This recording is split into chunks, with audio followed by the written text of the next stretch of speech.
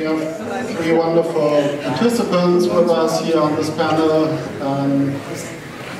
Next to me, Damian Borth, who's fellow at the Thomas Mann House this year. He's the chair at the University of St. Gallen for Artificial Intelligence and Machine Learning, and he founded the Deep Learning Competence Center at the German Research Institute for Artificial Intelligence. After his PhD, he was fellow at Columbia University and UC Berkeley, and he's also an entrepreneur, as I learned, and we are grateful to get his perspective as a computer scientist today. Next to him is Sarah T. Roberts. She's assistant professor here at UCLA for information studies at the Graduate School of Education and Information Studies. And she focuses in her research, apart from other things, on commercial content moderation, CCM. You will hear more about that in a minute. And there's an exciting book publication coming out this year at Yale University Press, Behind the Screen, Content Moderation in the Shadows of Social Media. And Andrew Culp, on the left, or right side from your perspective, he's a lecturer at the California Institute of the Arts for Media History and Theory, published a book on dark Deleuze, on a reading of Deleuze and digital technology, and currently works on a publication on unanimous resistance with the title Persona Obscura. The plan today is to focus maybe first of all a bit on the implications or consequences of AI and digital technology on our daily economic life or on our economic system, and to make it more easy to handle with it, or to get a clearer picture of it. What does that actually mean, or what kind of concrete consequences does that mean for our daily economic life? The opportunities of artificial intelligence, and the strategy is, so to say, to start with the concrete developments and then to focus more on the general social and philosophical implications. So my first question to Damian Borth would be, what are the current developments in economy and exciting innovations, and what would you see as the most important developments in our economic systems that will shape our economic future? That's a very simple question. Can you hear me? Okay. So what we have currently is we have a beautiful time with respect to artificial intelligence, starting from 2012, with really a change in technology where deep learning was able to do so many tasks on perception level, image, audio, language, that we were not able to solve the years before. So when you think about these systems that we're building, they're able to analyze data. So when you think about pictures, videos, and audio, you have to think about how much of these content is being created currently. There's so much content, for example, uploaded every minute to YouTube that we cannot watch it all and understand it and make it searchable is something that only machines can do. So we need these machines to help us to manage this type of content and to filter this type of content, because not everything that is uploaded should be staying on these platforms. So this is this kind of direction where content is being analyzed by machines so that we can handle them. That's the one direction. The other direction is generating content. And this is a really exciting new direction, 2015, with so-called generative adversarial networks, where we can generate pictures, we can generate text, write articles, write songs, right, song texts, we can generate audio, we can generate music. And now this is really exciting because due to this, we have implications to all this deep fake content, right? Stuff that is being created for propaganda or for other things. And also we can create art. We can create artifacts that are a mixture of everything that this machine was able to see before. In both directions, the analysis part and the generation of content part, the interesting thing is that to make these machines working, we need a lot of data. these neural networks are very, very data hungry. So the winners are actually the ones, economically, who own the data and who are able to process the data. That not only means that they have the data in centralized silos, but they're also able to process the data with large machine learning. And this is a kind of a centralized view on machine learning, and this is also a centralized view of not only being able to have the data, but to process it, to move it into models. So this is a kind of an interesting situation, who is winning and who is losing in this entire game. So this is where we have to discuss how we want to handle that and how we want to deal with that. In your work, you focus on a specific example of a new type of labor that emerged, I would say, particularly in the last 8 to 10 years, right? Commercial content moderation, social media got more and more important, not only in the Western world, but in all parts of the world, and there seems to be kind of a job sharing between the Western world as we know it in Europe or the United States and countries like the Philippines and India. And I found it very exciting how the live world and the economic world not only changed in our countries that we know quite well, but also in those countries. Maybe you can tell us a bit about your research at these other parts of the world. Sure, thank you for having me today. You know, it's complex to boil this down. I'm a professor, so I can never not be verbose. I apologize in advance. The case of commercial content moderation is one that fascinates me particularly because I argue that it is an outcome of many of the technological but also political and economic recapitulations that we've been seeing over the past decade and a half, but that have a longer life than that. It's a labor form. So what is commercial content moderation? It is a labor form whereby there are people who are organized and in a for-pay manner adjudicate, review, and make decisions about user-generated content that is uploaded to social media sites, websites, and basically any place on the internet that has the opportunity for this type of interaction, for which the owners of said site or platform would like to retain control.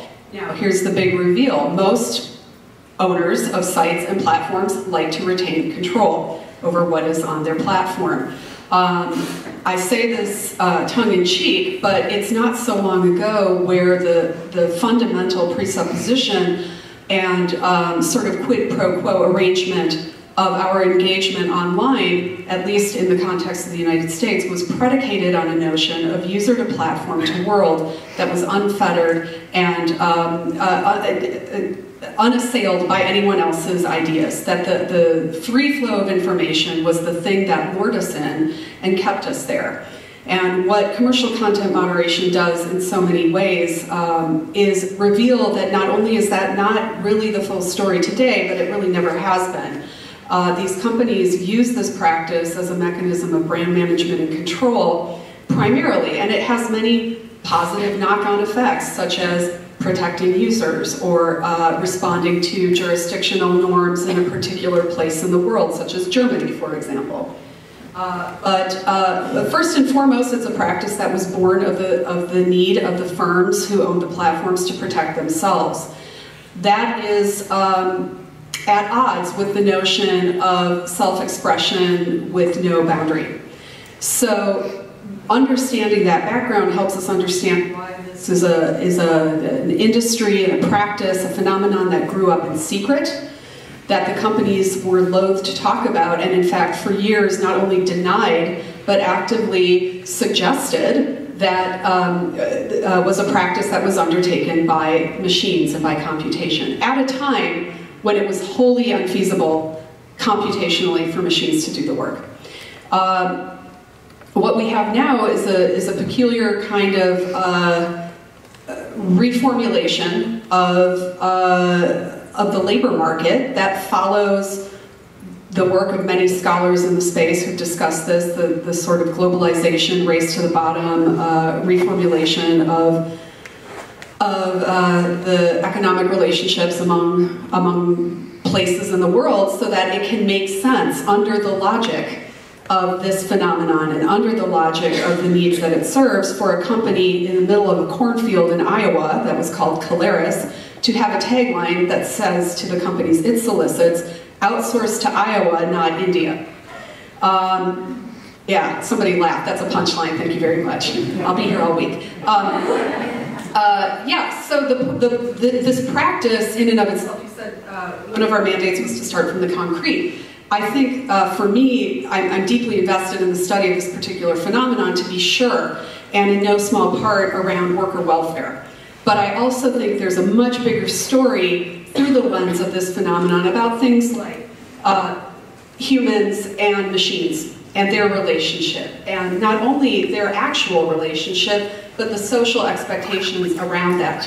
So for example, when I found out about this phenomenon in 2010, at a time where because my hair keeps going out, I don't know what's happening, at a time when I had been on the internet as a user, and I had been an IT professional, meaning a low-wage, low-status IT worker for years.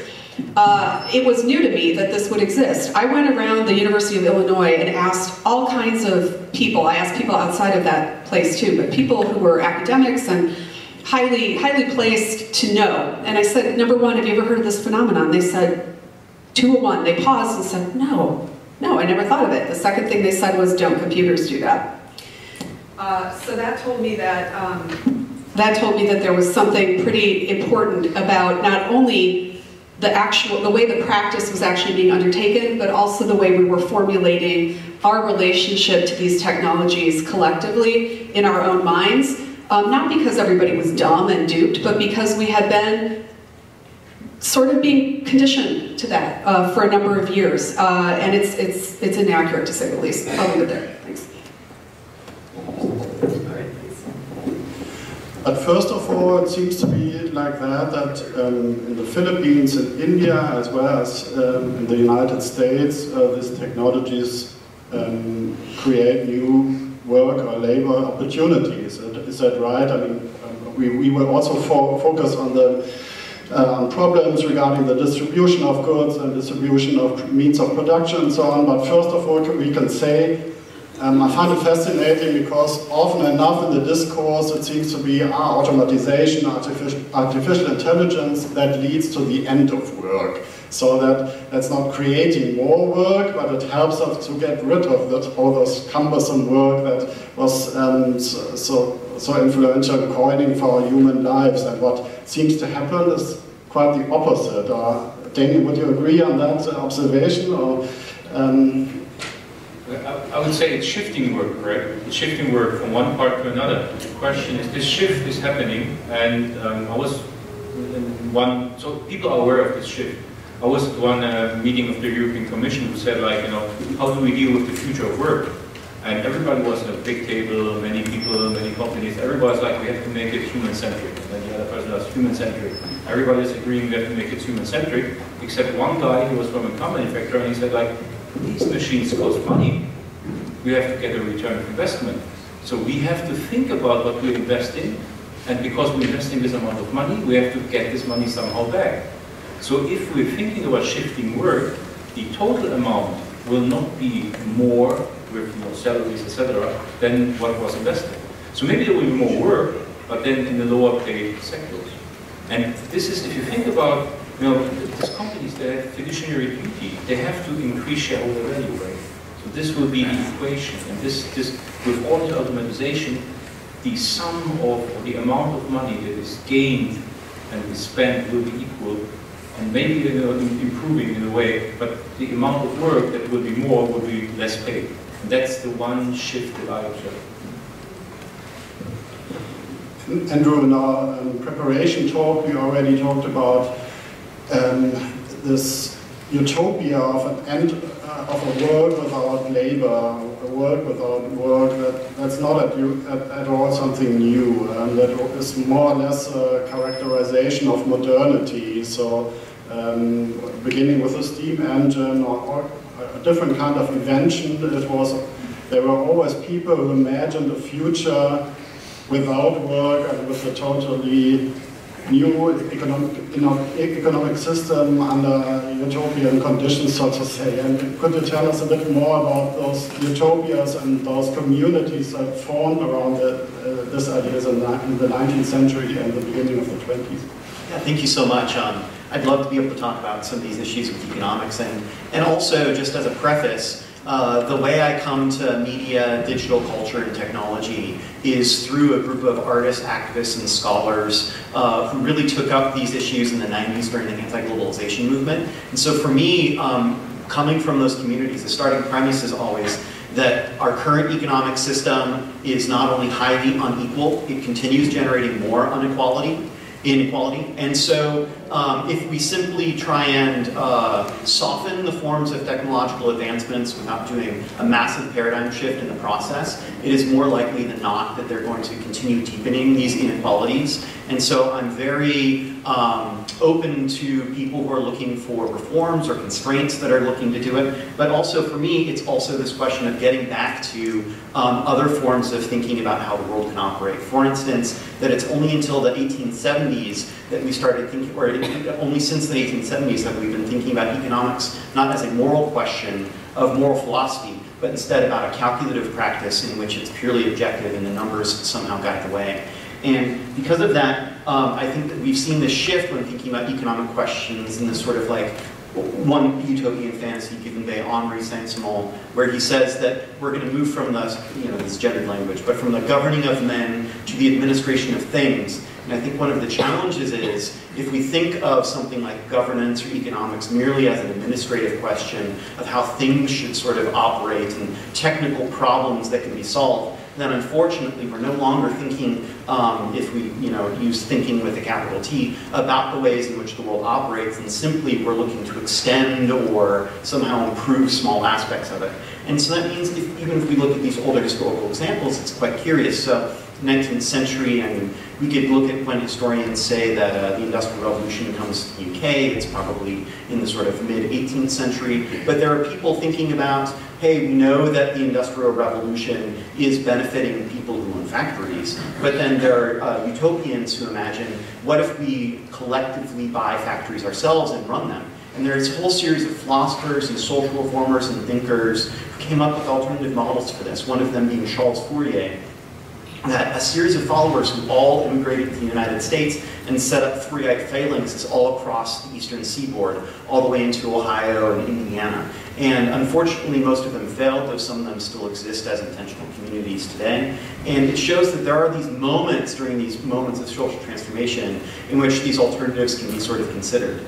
A big one is this sort of idea that there can be an end of work. Edward Bellamy's Looking Backward is one of the sort of classic cases of sort of socialist thought in which it imagines that somehow the machines can do all the labor. And I think a contemporary iteration of this is the proposal put forth by some social democrats in Inventing the Future, in which they imagine that automation is going to be putting people out of work. Now, to what extent that's going to happen is an open social question. If we look at Norbert Wiener's Cybernetics, a 1948 book, perhaps one of the earliest sort of popular discussions of the computer, he at the end raised the social question of the automated factory, or the automatic factory, in which he thought that one of the possible problems of the introduction of computers to society would be massive unemployment. But that hasn't necessarily come true. I think that's because he wasn't actually doing an analysis of capitalism, which sees a use of work in all kinds of ways to discipline other forms of labor, like Sarah's talked about in terms of India and Iowa.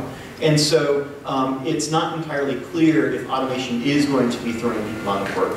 But if we do look at the sort of larger global picture, there are already 1 billion people living in slums. There's just as already 1 billion people who have no formal plan to ever enter the global economy in the way that we know it. A lot of the ways in which we have figured out to introduce people in the global economy is at the lowest portion of the commodity chain, in which they're doing hyper-exploitative labor, such as content moderation, in which you're looking at the sort of the worst images of the world every few seconds for hours upon hours of the day, which is an enormous sort of psychological cost. And so, where exactly we're going to go, the proposal Inventing the Future is a universal basic income. I'm curious about where it's going to go. The idea might be that it releases some of the social pressure from mass unemployment. though I think that there are serious questions that we should have about it as well. For instance, universal income would monetize most of our social programs that we currently have, which is why libertarians tend to find it amiable. And so in giving people some sort of basic income, it might also lead to a defunding of certain nationalized social programs.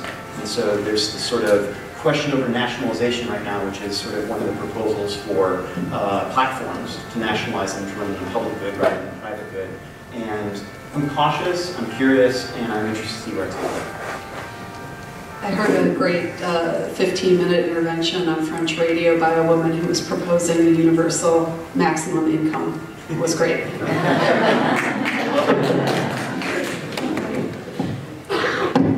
I just wanted to return to Damian to still figure, to focus again on some potentials also of this technological advancements or developments. I mean, personally, I would say I absolutely see the critical point, but first of all, it might be also interesting to see what kind of potentials does that offer, and automatizations and these kind of new industries. They offer opportunities first of all, and then it's the next step to consider what might be a just distribution or a just order to implement them into society. But so would you agree that there's necessarily this unequal distribution of goods and this unequal job sharing on the international level we already heard about? Or do you see personally also more optimistic opportunities for this kind of development? I'm working with this technology. I'm enthusiastic about what we achieved, right? So that's the first thing. And there is great potential, in particular in medical domain, right? We have so much data, and when you think about medical domain, we had it panel before. You can do so much in using data analysis, using machines to automatically detect in MRI images, anomalies or things like that, to understand really how we can move from this kind of standardized medicine to personalized medicine. There's huge potential, and we can work with that, and machines are, with respect to that, we had the example yesterday with the tumor boards, and analyzing these images and understanding how the process is going on. Machines are not tired, right? They can work 24/7, and they are, as an additional opinion, very valuable in such a tumor board, for example, when you do the diagnosis. So that's a great potential on this side. On the other side, we have sometimes situations, actually, where we, as humans, are not able to help. Emergency response or disasters, right? Where we cannot move in with humans, but we could send a machine to rescue people. An autonomous system, a robot who can walk into areas that are very hot, that are maybe radioactive, and help to kind of rescue people or close down any machinery that is causing that. Right? So that's the one area. So these areas are actually there, and we can help with the technology to utilize these areas. I'm working in area AI for good, so a lot with remote sensing. There are great projects from NASA and from ESA, European Space Agency. There's this Copernicus project that is running to 2030, 5 billion investment of the European Union in shooting up satellites that are monitoring Earth observation. And there will be like more and more satellites, and this data is available for free. The European Space Agency thinks about, we are giving this data for free because we think that there's an economic potential of 25 to 30 billion in startups that can utilize this data. And you can use it for commercial purpose too, right? So that's great. We start working, and this is a huge amount of data, right? This is like really big data. It's not this Excel sheet that you send into your friend and say, this is big data, right? This is 2 terabytes every day. So you can monitor this manually. So able to do an analysis of the surface in real time by, for example, a deep neural network, a so-called convolutional neural network, you can work and understand when there is a natural disaster, how the situation is looking on the ground. How can we take this situation, understand it, and provide this information to an emergency response team? For example, in understanding how road accessibility is given. Do this, firefighters need to vote, can they go by car? This is the one thing. The second thing is insurance. If we are able to, after a flooded event, understand how much damage this caused, maybe we can react with the insurance companies much quicker, so that the people will get the money to rebuild and restructure. So there is great potential in that. There's actually an NGO in Washington who is doing illegal fishing monitoring with satellite data. They're doing it manually, right? They're trying to do a crowdsource and a gamification setup. So it's kind of limited to the potential, but they are tracking ships that are going for illegal fishing, right? Every ship has a signal, AIS. Unfortunately, these signals are lost when the ships are entering areas they should not go because of some, malfunction. So you can track it via satellite images. And what happens actually is that these ships, they use a lot of enslaved crews, right? So that's something when you're able to understand and identify these ships, you know where they're tracking, which harbors they go, and then if you can track from the satellite to a frontal image of the ship, there are ship spotting websites, so people love to make pictures of ships right in harbors. So when you know the ship was in this harbor at that time, you know from the top to the front which ship this is, then you have the ID. When you have the ID, you exactly know who owns that ship. So this is something that you can do manually, but there is so much data that it is kind of a scalability problem. So being able to use machinery helps also for this, tasks to utilize this data. So those are the great potential that we can explore. We're talking about commercial solutions and all these companies that are using now. Think about Uber, right? Or Uber. Uber's business model is only working when they're able to get rid of all the drivers. So think about this. Every driver that is sitting in an Uber car and earning money is providing data to enable the company to get rid of them. They burn like $1 billion a year. Right? They had an IPO, people were demonstrating. So think about it. I'm not sure if every driver is aware of that. So we should be aware of what kind of data we provide, right, in our interaction with our environment.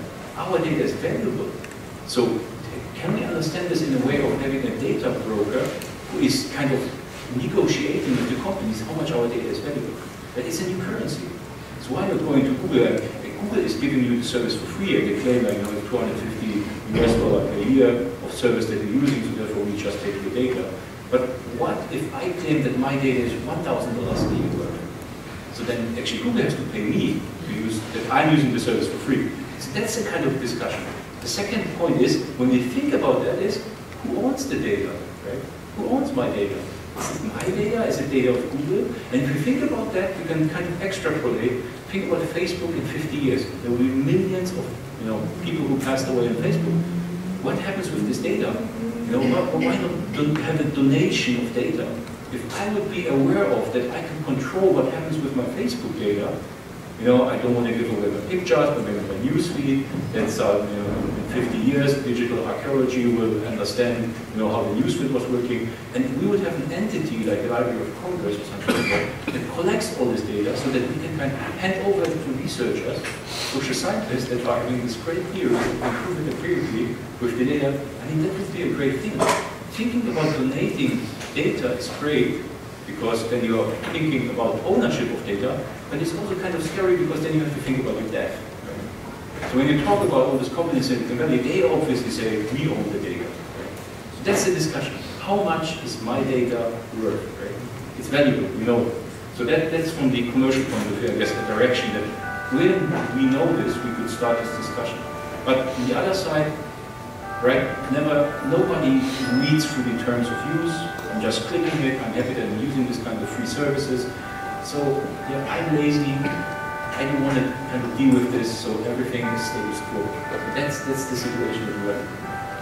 Professor Floridi invited us to think differently this morning, and I'm wondering, when we hear all these exciting opportunities and potentials regarding technology, how does our thinking shift and our imagination of a just society? And so I'm wondering, for example, you mentioned data as a new kind of currency.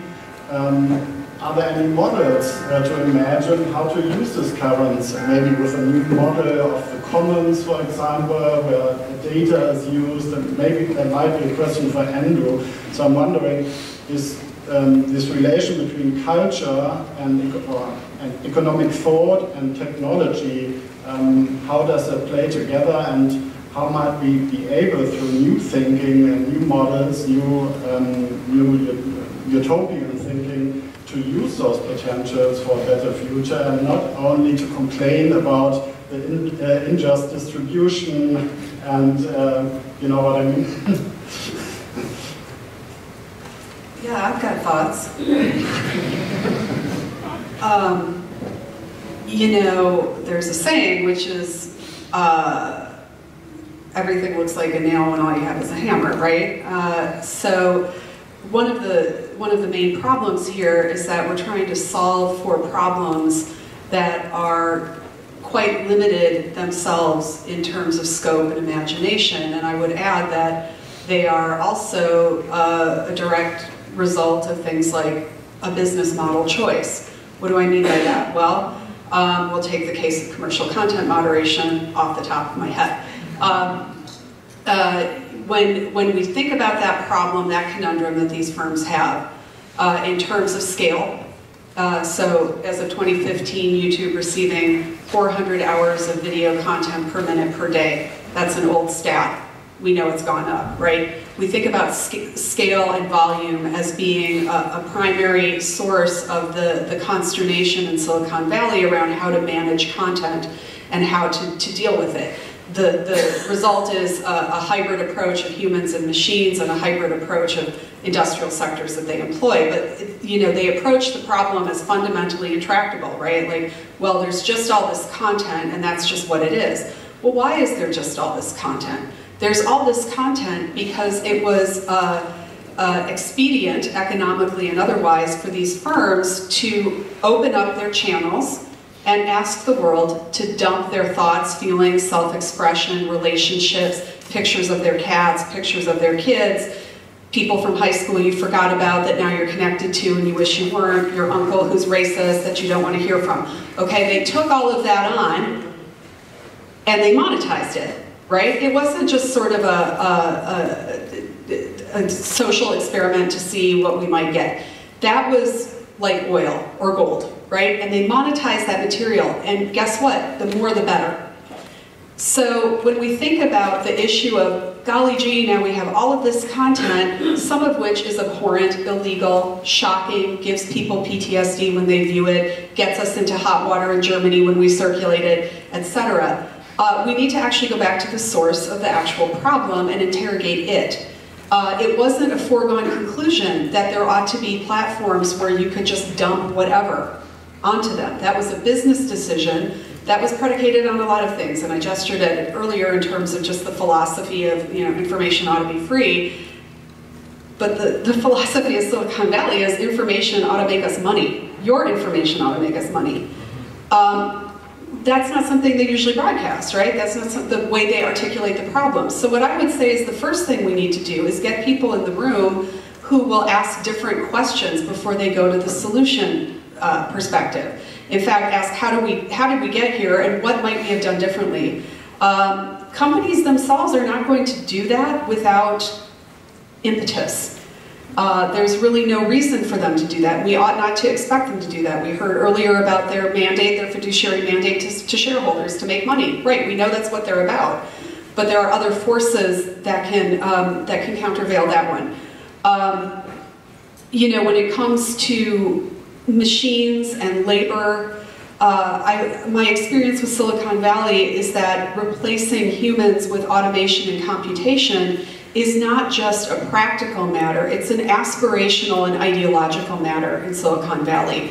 There is a premise and a notion that anytime you can mechanize, automate, compute something, as opposed to approaching it another way, it's better.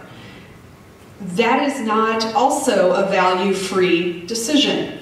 For example, if we could flip a switch tomorrow and have it be reasonable that content moderation at scale could be conducted by machines alone, and we could take humans entirely out of the loop, which many people suppose is my wish because of the harm that comes to workers through this practice, that would be a good thing. But here's the truth of the matter, right? What do machines not do that humans do? Well, they don't leak to journalists. They don't sneak around and talk to academics. They don't organize in terms of labor. They don't resist, right? So think about what we lose collectively when we give into those aspirations and when we don't ask profound questions about why the desire to move in that direction in the first place.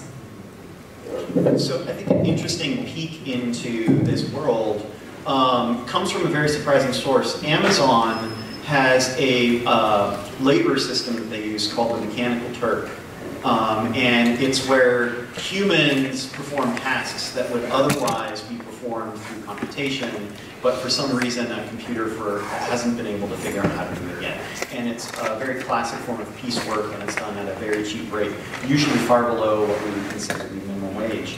But if you actually look back at the Mechanical Turk, it was the vernacular name for a fun entertainment device from the late 18th century, in which there was a chess-playing automaton that had a series of cabinets, and that it was coordinated in order to actually play chess. And it was toured all around Europe, it even came to the United States, and it was fascinated by everyone. It paid Ben Franklin when it was in Paris, as well as Napoleon. And what happened is that there wasn't actually the automaton that was playing chess. Actually, within the cabinet was an actual person, a really great chess master.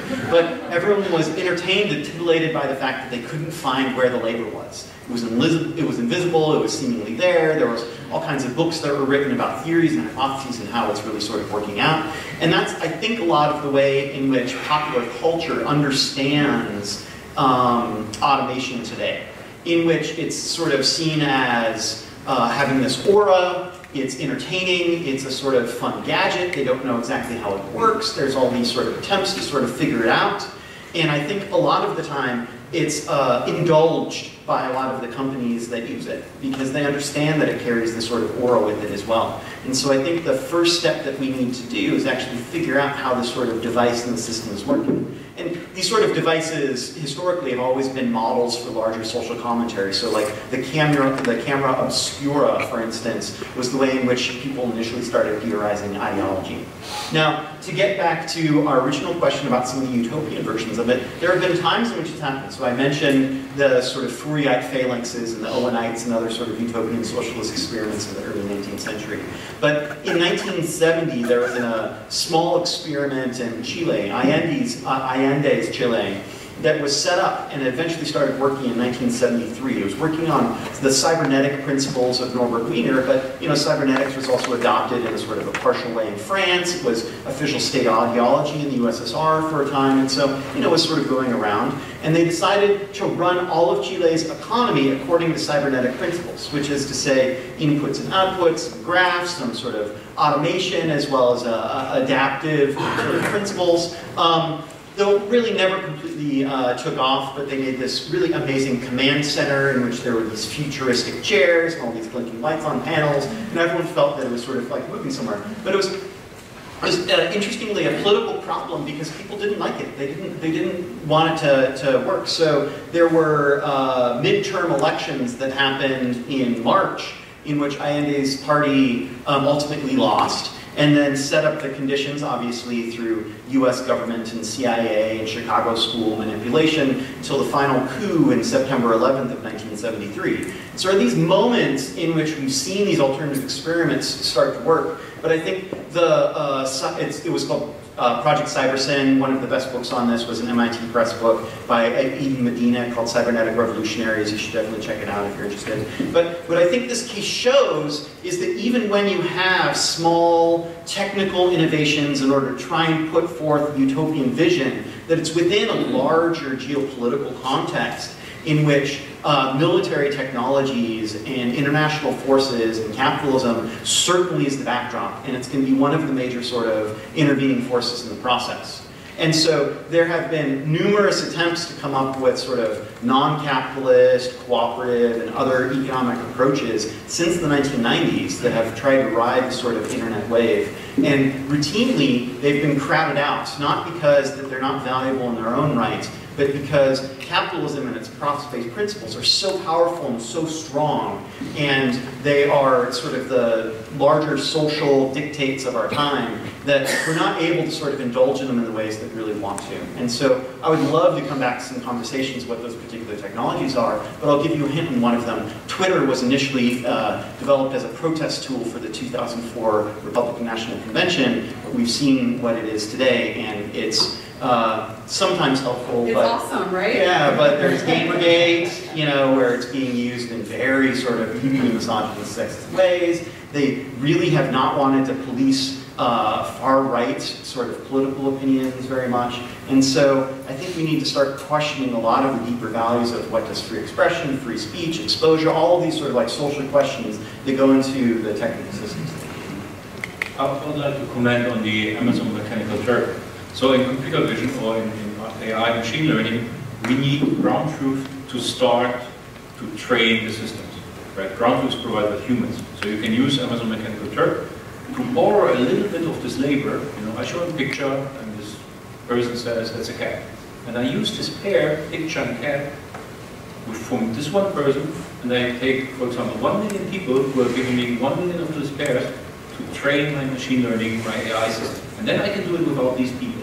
And borrowing a little bit of that knowledge from 1 million people to bring it all to one machinery. When I'm running this machinery, I can monetize that. So the question is, should I be paying these people back a contribution multiplied by what I can do with scaling up this technology? That's the first question. The second question, am I, from a technology point of view, able to disentangle that? Who contributed more? Who was recognizing this picture as a cat? So these are the questions. If you think about this with the I'm borrowing for back the Uber driver, right? They drive, I collect the data, and you know I train a model to get rid of these people there. So is this good or bad? And this is exactly the question. Should I be able to pay back, or should I be forced to pay back these people when I scale up with machinery? I want to just make a comparison to universities. It's a teacher-student relationship. Students are coming to a university and they are, you know, visiting the classes. I'm a teacher. I'm, you know, providing my knowledge to the students. Should I be paid back to all the salaries that they're making? A little percentage, right? The same argument, same line of argument. Now, if people would say, no, that's not true, right? Because there's so many factors of the person is, you know, economically successful or not. So that's the question. We are not able to disentangle it. So this is actually the question. If I borrow from many people a little bit of knowledge, bring it all together, and I scale it up, who owns them? I would say that maybe the answer is let's look at the people in box. Who are the people who are performing this labor? Because a lot of people who do mechanical Turk labor are in the global south. It's a lot of people who are on disability in the United States. And there are a lot of projects to actually tell their stories. I have a former colleague, Extian Burrows, who has done a series of art projects that I think are absolutely wonderful. You can find them. One of them is Mechanical Olympics. So every time that the Olympics come around, she funds some Mechanical Turk projects for people to do fun things like act as if you're in a sport. And she gets their consent and then puts their videos online, and it's sort of commentary on it. And then there's other people who have just sort of recorded, asked people as a Mechanical Turk task to record why are they a Turk, or what is your day like, or do anything you want for 60 seconds. And they're really like heart-rending stories, because these are people who are turning to this form of labor not because they want to, but because they see it as a last resort, and they have a lot of pain and suffering in their life. And so I think that there is absolutely a disconnect between the way in which we talk about humans in an abstract sense or as a labor pool, and the underlying systems and motivations for why they're performing particular tasks within this larger sort of labor regime. Yeah, I couldn't agree more, but I'm sure you're shocked to hear that.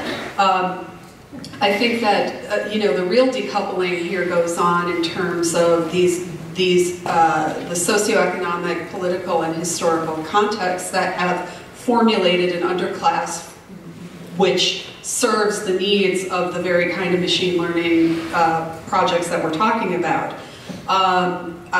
study is coming out in the French context in the next few weeks from a person called Antonio Casilli, who is a sociologist in France of labor. 250,000 people in France are micro workers at this point. In France, that's a relatively significant number in that economy. Mostly women between the ages of 25 and 44 with children, many of them doing content moderation work. Again, the gestures at the labor pool being in economically disadvantaged parts of the world. Those places aren't like that just for no reason, right? So for example, in the case of content moderation work that is increasingly circulating to places like the Philippines and India, in the course of my research, I came across a firm called Microsourcing. Microsourcing on its website is soliciting business from firms in the Global North. And it is doing so by touting its employees, saying things like, Filipino people have excellent command of American English, colloquial English, and slang. That's not for no reason, right? The relationship of political, military, and economic domination of the Philippines by the United States is directly implicated here.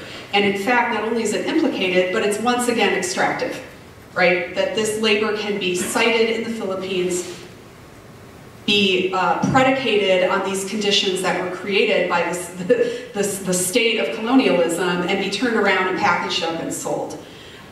So it's not as if this is a free market sort of decision-making process about, I just want to stay home with the kids and this is a great way to do it. Sure, in some cases, that's a great analysis to have, but we have to have a larger sensibility about the nature of why these labor markets are in place in the first place. Why are people driving Uber, right? Not just they're driving Uber, but why are they doing it? In lieu of what? Those I think are the questions that are most salient here, at least for me. Yeah, and I'd mention two additional projects that I think are really interesting that sort of blow this whole case open for me. One of them is a project that was only around for maybe about 5 years in the early to mid first decade of the 2000s, called Precarious a la Deriva. It was based mostly in Madrid, and it was using sort of feminist principles from the 1970s to do a sort of walking, drifting ethnography about doing care work within telecommunications. And so they started to imagining information labor not as a cold process, but in fact one that took a lot of emotional insight and a lot of emotional work on behalf of the workers. And it actually had interesting proximity to things like sex work. And in doing so, they asked questions of what would a care strike look like? People who provide emotional labor, what would it look for them to go on strike? And they actually concluded that one can't, because we depend on care work in a way in which we don't depend on other forms of work. People would die and care workers aren't willing to do that, right? You know, if a few more widgets don't come off the assembly line for a day, that's fine, but you know, of the people they're caring for, they're in sort of dependent caring relationships that they want to continue. And then I think another project for this that is sort of maybe a little bit more tangential, but I think is really interesting, is ideas of self-exposure and casualized labor and introducing the sort of like more gendered feminine aspect of it. I would say Paul Preciado's Testo Junkie, which is a book that's more about sort of chemical transformation and transgender, but is very much in this era in which people have to take on this sort of form of self-exploitation. And what are the new modalities? What are the more new ways of life in which they have? And it's one in which you almost have this sort of like punk ethos of exploiting yourself and putting yourself on display because it's what's demanded of you. I just want to add too, I meant to mention the work of Lily Irani and Mary Gray in the context particularly of digital piecework and Mechanical Turk as well. I would have a question. I mean, great projects, you know, individual projects. Is this not a tool, this digital way of expressing this machine learning, is this not a tool of something that exists all the time? That just repeats itself in a different form. We had the same situation in industrialization. People created, you know, labor forces to organize, and they were fighting it. So, is this not the same characteristic? That's what I think about people. I personally think people are concerned about artificial intelligence because it shows a mirror of them with all the bad behavior that we neglect to have. And therefore it kind of amplifies that. And it shows exactly how an economic situation or economic system, I mean, why are these companies going to Manila and doing that? Because it's cheaper. They don't want to spend more money. They don't want to do this. They don't, I mean, it's easier because it's digital. It's hard to move a factory from A to B. To do the work somewhere else is easier. So it is something that is in the core of the setup. And this is what I call fiduciary duty. I'm a big fan of sustainability, and I'm very much, also helping and trying to support what people call in Europe ESG factors, is investing for responsible causes, right? Environmental, social, and governance. They are asset owners, Culp or Culp, big pension funds. They invest in companies that are actually rated positively according to environmental key performance indicators, social key performance indicators, and governance key performance indicators. By the way, one of the companies who's doing all the ratings is RepRisk, and they are sitting, actually they have a lot of labor in Manila who's doing these ratings. So, the thing of, where is the money going and why are companies moving towards these places, that's the question we have to answer. And then, thinking about it, reflecting, maybe thinking about, that the pension funds who are signing all those great, UNPRI, UN Global Compact, 2 degrees, that these should actually enforce, the power that they have with their, assets to companies or asset managers that are investing in responsible investment strategies and therefore neglecting companies that are doing them. I mean, that could be a much more powerful mechanism with more leverage, right? So then we have the top-down and the bottom-up. So the question is, this is not a characteristic of the system, and this is just, one piece of evidence that we see. Yes, I think this is a characteristic of capitalism. I do. But I don't think that's a reason to not critique it. On the contrary, I do think that there are novel, unique, new, peculiar aspects to this type of labor, and those bear mentioning. The scale, the speed, the work itself. Commercial content moderation exists only in a logic in which social media platforms use user-generated content as currency, period. And so that particular economic decision necessitated a new form of labor that's highly exploitative and damaging. So I think while we can make a larger critique about the fact that nothing's new under the sun in capitalism, we also have to be attendant to the ways in which, in fact, there are new aspects and novel kinds of phenomena occurring, so that we can be attendant also to the remediation thereof, right? To figuring out how we help workers who are embedded in this particular system. The other thing is that, yes, it's easy to move the digital labor to a place like Manila because of the deep infrastructure that's been developed in order to facilitate that. So the materiality of this particular type of labor and all the other ones that we have discussed is fundamental to any discussion. The cloud is a data center. Factories do exist. They are just elsewhere. They are in East Asia, special economic zones. They're in the lesser countries in Europe. They're all over the place. So it's not like we've gotten away from that aspect of material production anyway. But out of sight, out of mind, right? Just like content moderation and other kinds of digital labor. When it comes to questions of solutions, I think that sometimes I can have discussions where it's two ships passing the night because the starting point that I begin with, coming out of the anti-globalization movement, the perspective that I begin with is not one of policy making, but it's one of the people who I'm most aligned with, which is usually just beginning with the question of the most vulnerable and how they sort of navigate and go through the world. And so from their perspective, which is one that I try and adopt, It's not an adjudication of the sort of goodness or evilness. It's not an ethical question that turns into questions of morality. It's an ethical question of, given the field of potential options, how do we proceed? And so there was a movement in the 1990s that I really appreciated that was called tactical media, that once again didn't adjudicate whether media was good or bad, but in fact utilized the most advanced forms of media in order to make immediate social, political, and sometimes artistic interventions. And what was interesting, it was riding off the enthusiasm over the internet as a democratic participatory space. But as we've seen with the sort of platform capitalism rise in maybe, let's say, about 2006, that participation suddenly got monetarized. And so instead of it being a democratic potential for being able to act in ways that had previously not seen, it was a way of generating money and profit, and platforms very quickly transformed the way in which people interacted in these sort of digital spaces. And so for me, I'm interested in things like neural networks and machine learning, but not in the ways that are utilized necessarily for business solutions, though, you know, I'm not going to turn down one if it sort of helps the people that I'm most interested in.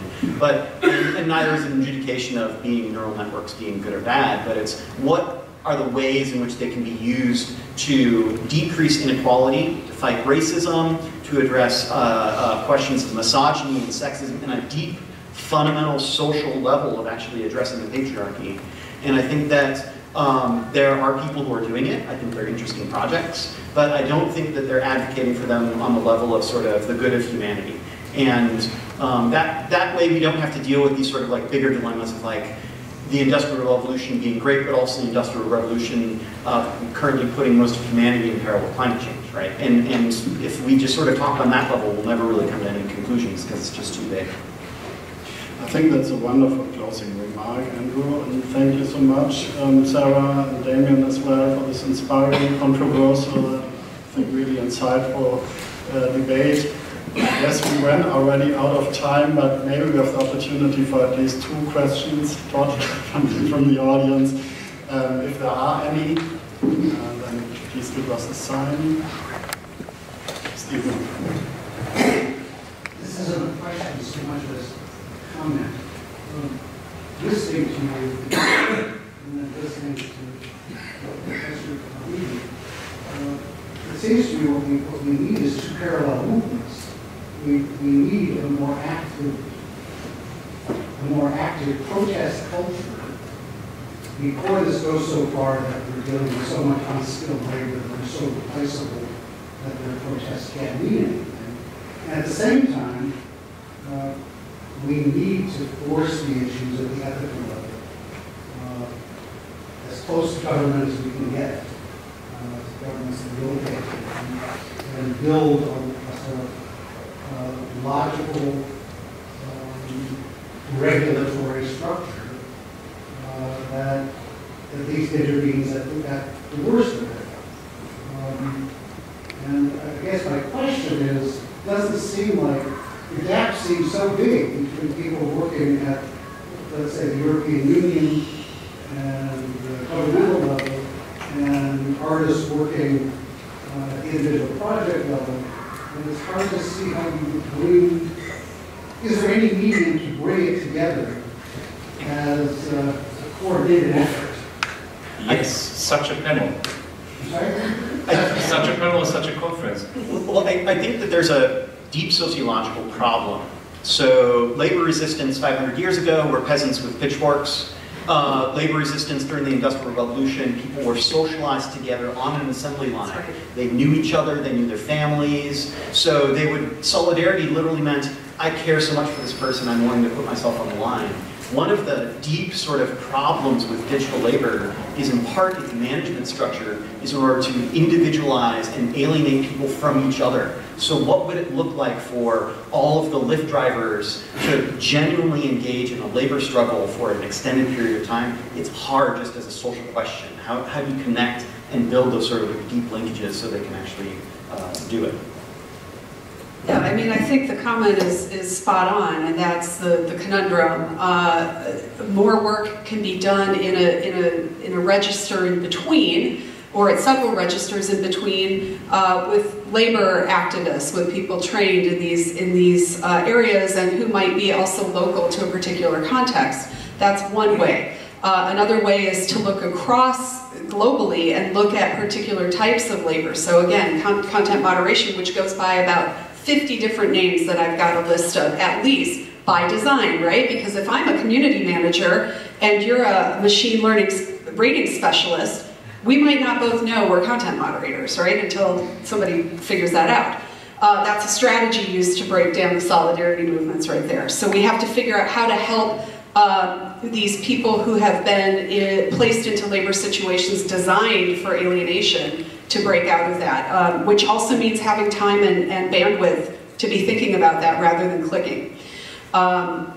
I think the work of journalists has been profoundly underrated in this arena, but the work of people like Olivia Solon, Catherine Buney, Julia Angwin, and a host of others, interestingly many of them women, who have been on the beat kind of unveiling the deep inequities in the digital economy, must be shared, and we must continue to push on that. And they've done a lot to move the needle. So I think there are a lot of old lessons that we can return to here. My grandfather spent 45 years on the same assembly line, organized with his colleagues at work, and we've lost that. I know that he did that work so I wouldn't have to, but that collective spirit was lost. And when that factory closed because the labor moved somewhere else in the world, we used to go and stand outside the factory and he'd just stare. You know what I mean? So, I personally, that's my personal opinion, I have a very strong trust in one solution. This is education.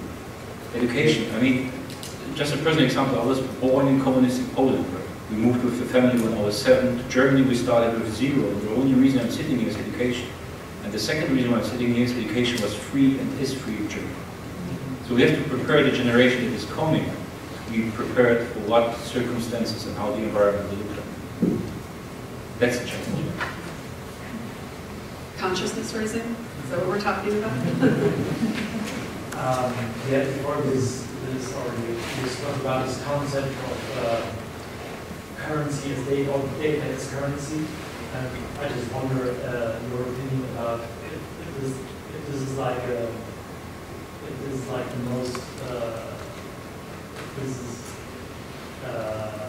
if you could say that this is like an ironic turn that you economize yourself at the latest point, or could this be thought as like your last chance at some point for some people to say, well, at least every human can work with his or her data.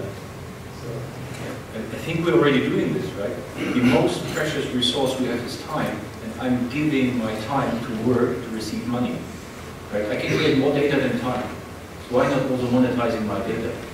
So it's not so far away from what we're already doing by signing work contracts, dedicating my personal time to data.